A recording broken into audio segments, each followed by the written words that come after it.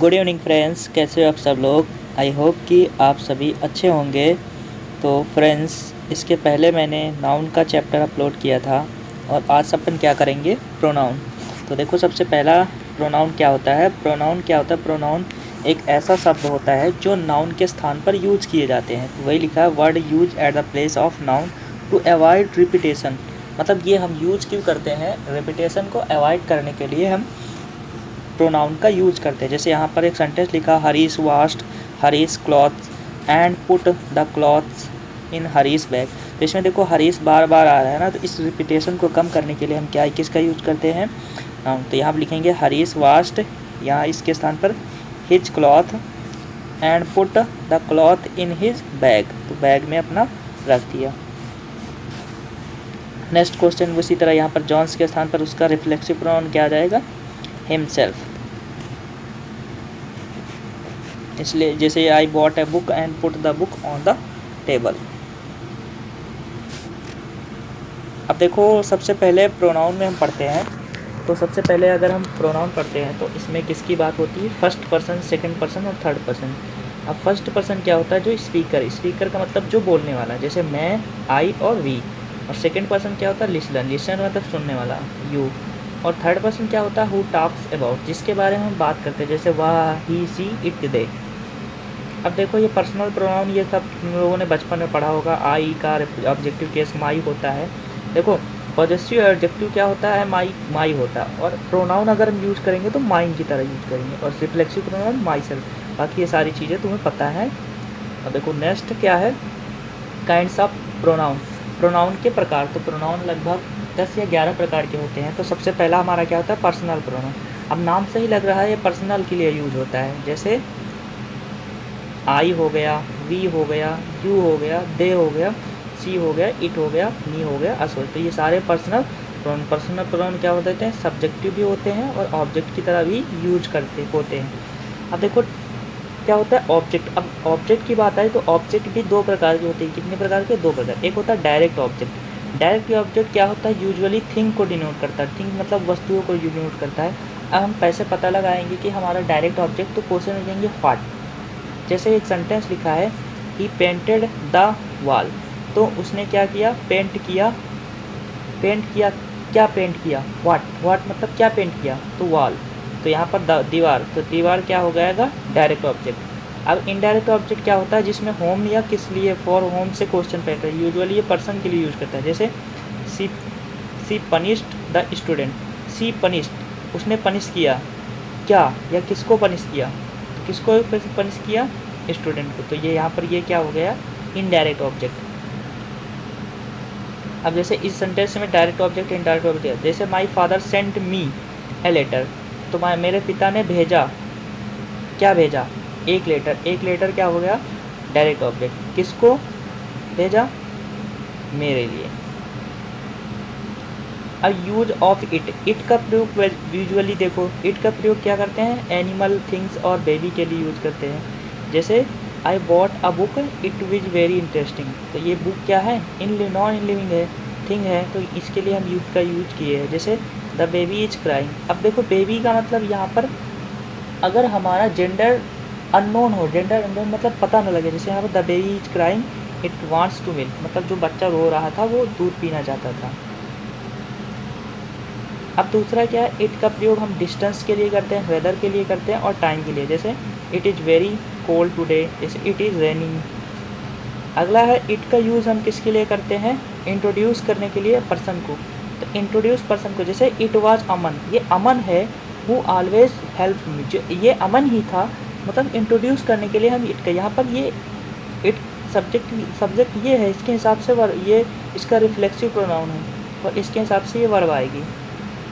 अब देखें अगला रूल, इट ये सर्टेन किसके लिए, वर्ब की फीलिंग और परसेप्शन के लिए यूज होता है। जैसे it states are so, its sound is good, उसकी आवाज़ बहुत अच्छी है, तो इट्स साउंड इज़ गुड।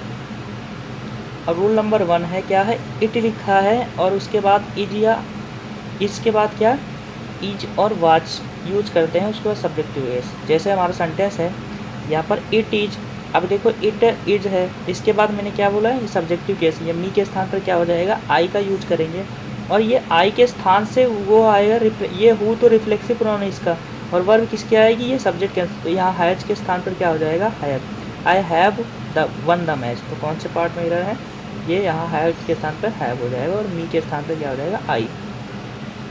इसी तरह ये इट इफ़ वाज हो जाएगा, यहाँ वाज, दे के साथ ये क्या हो जाएगा, हैज के स्थान पर हैव।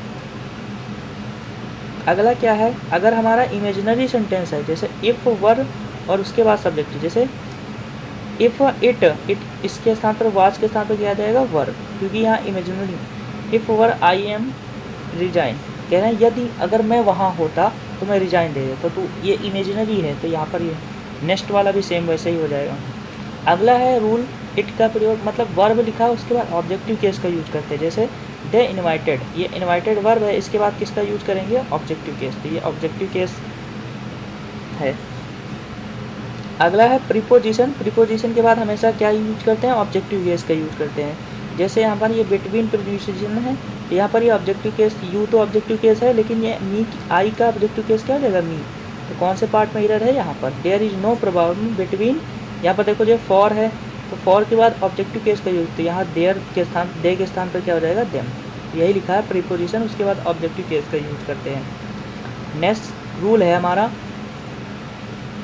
नाउन के प्रोनाउन के ऑर्डर होते हैं, जैसे हमारा first person, second person, third person तीनों लिखा है, तो यहाँ पर अगर कोई गुड काम कर रहे हैं, मतलब गुड वे में जा रहे हैं, अच्छा काम कर रहे हैं, तो उनका सीक्वेंस होता है 2 3 1, अगर बैड काम कर रहे हैं तो 1 2 3 होता है। जैसे सेंटेंस में लिखा है I you and he have selected, तो तीनों क्या काम कर रहे हैं, गुड काम कर रहे हैं, तो इनका सीक्वेंस क्या हो जाएगा, 2 3 1, तो 2 कौन है, 2 यू, तो यू पहले आ जाएगा, और 3 उसके बाद 3 क्या, ही, और बाद में आएगा आई, ठीक, तो यू ही एंड आई, तो यहाँ पर ये सीक्वेंस सही कर लेना। नीचे वाला क्या है, ये बैड वर्क कर रहे हैं, तो इनका सीक्वेंस क्या आ जाएगा, 1 2 3, तो 1 क्या हो जाएगा, फर्स्ट पर्सन क्या होता है, आई, तो आई सबसे पहले आ जाएगा, और उसके बाद यू सेकेंड आ जाएगा, और थर्ड क्या आ जाएगा, ही। अब पॉसेसिव प्रोनाउन, अब देखो हमारा ये माई है, ये पॉसेसिव एडजेक्टिव भी होता है, एडजेक्टिव मतलब अधिकार दिखाता है, प्रोनाउन होता है। प्रोनाउन कैसे बनते हैं, जैसे माई प्लस नाउन मिलाए देंगे तो ये माइन हो जाएगा, तो ये हमारा ऑब्जेक्ट की तरह यूज हो जाएगा।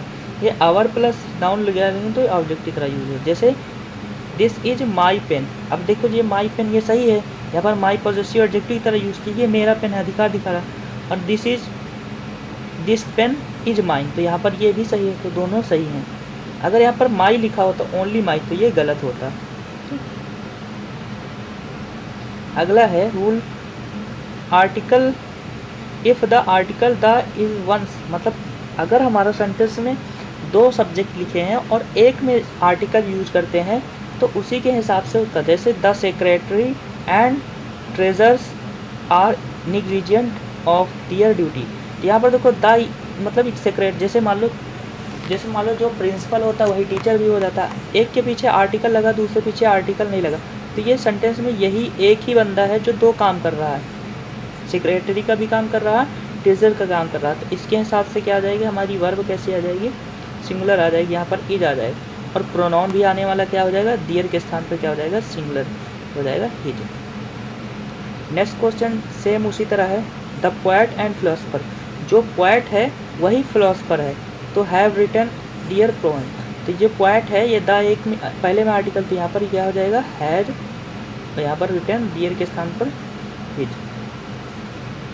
नेक्स्ट अगर हमारा क्या है, ये जैसे कोई ऐसी बात नहीं कि जो हमारा द ही यूज हो, बाकी आगे ये भी यूज हो सकता है, जैसे my friend and business partner, जो मेरा फ्रेंड है वही मेरा बिजनेस पार्टनर है, तो यहाँ पर ये क्या है, सही है, हैव रीच्ड, तो ये वाला सेंटेंस बिल्कुल सही है।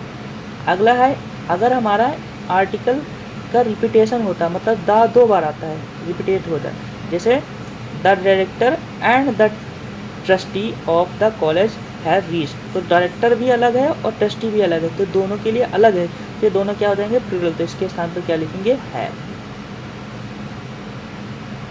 अगला है पॉजेसिव एडजेक्टिव प्लस जीरेंड, अब देखो जीरेंड लिखा है, उसके बाद क्या, उसके पहले क्या आना चाहिए, एडजेक्टिव, क्योंकि देखो अब हमारा क्या है, किसी वर्ब में आईएनजी लगा दे तो वो नाउन की तरह होगा, इसके पहले मैंने ये रूल पढ़ाया था नाउन में भी, तो यहाँ पर जैसे लिखा है milk is good for health, तो यहाँ पर milk is good for health, ये भी सेंटेंस सही है। जैसे दूसरा है my father does not like me reading novel, मेरे पिता पसंद नहीं करते नॉवल। तो यहाँ पर देखो ये जीरंड है ना, और जीरंड के पहले क्या होना चाहिए, एडजेक्टिव। तो एडजेक्टिव ये नहीं है, ऑब्जेक्टिव है। तो ये क्या हो जाएगा, माई रीडिंग, मेरा पढ़ना। तो यहाँ क्या हो जाएगा, माई। नेक्स्ट वाले में भी वैसा तरह हो जाएगा, यू के स्थान पर क्या हो जाएगा, योर बोस्टिंग।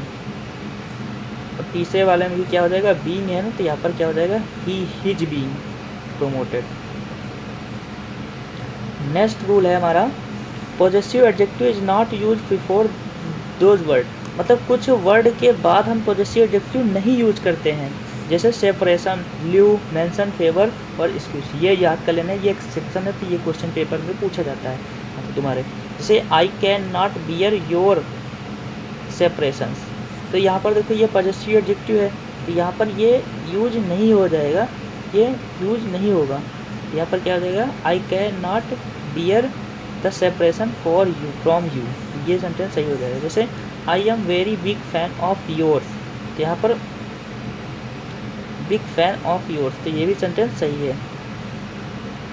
अगला है रेसिप्रोकल प्रोनाउन। रेसिप्रोकल मतलब होता है एक दूसरे के, अब रेसिप्रोकल का मतलब उल्टा होता है ना, रेसिप्रोकल मतलब इधर से भी वैसा दिखाई दे, उधर से भी वैसा दिखाई दे। जैसे ईच अदर, ईच अदर का प्रयोग किसके लिए करते हैं, दो, और वन अदर का मोर देन टू। जैसे सेंटेंस लिखा है Rahul and Mohan know each other, मतलब राहुल और मोहन एक दूसरे को जानते हैं, तो यहाँ पर राहुल है ये है, तो ईच अदर यूज होगा इसे। जैसे science and religion are opposite to one another, तो देखो साइंस एक है और ये है, तो दो चीज़ें हैं ना, तो यहाँ पर वन अनदर नहीं यूज करेंगे, क्या यूज करेंगे, ईच अदर। अगला ऑल द मेंबर्स, तो बहुत सारे मेंबर्स आवर टीम, हमारे टीम में बहुत सारे मेंबर हेट ईच अदर, एक दूसरे से क्या करते हैं, नफरत। तो बहुत सारे मेंबर के लिए ईच का प्रयोग नहीं करेंगे, किसके करेंगे, वन एंड अदर का। अगला है हमारा डिस्ट्रीब्यूटिव प्रोनाउन। अब डिस्ट्रीब्यूटिव प्रोनाउन का मतलब जानते हो, डिस्ट्रीब्यूट का मतलब था बांटना, तो ऐसा प्रोनाउन जो बांटते हैं, जैसे हो जाएगा ईच, ईच का मतलब बहुत सारे लोगों में से एक, एवरी मतलब दो में से एक, आइदर मतलब दो में से एक, और नाइदर मतलब दोनों में से कोई नहीं। यहाँ पर ये सारे क्या होते हैं, सिंगुलर होते हैं, और इनके बाद आने वाली वर्ब भी क्या होनी चाहिए, सिंगुलर। जैसे लिखा है each passenger received the ticket, तो सारे पैसेंजर। जैसे ईच ऑफ स्टूडेंट, देखो बहुत सारे में से एक, बहुत सारे स्टूडेंट में से एक has complete the task. I hope कि आप लोगों को वीडियो अच्छी लगे तो लाइक करना, सब्सक्राइब करना, कमेंट करना। जय हिंद।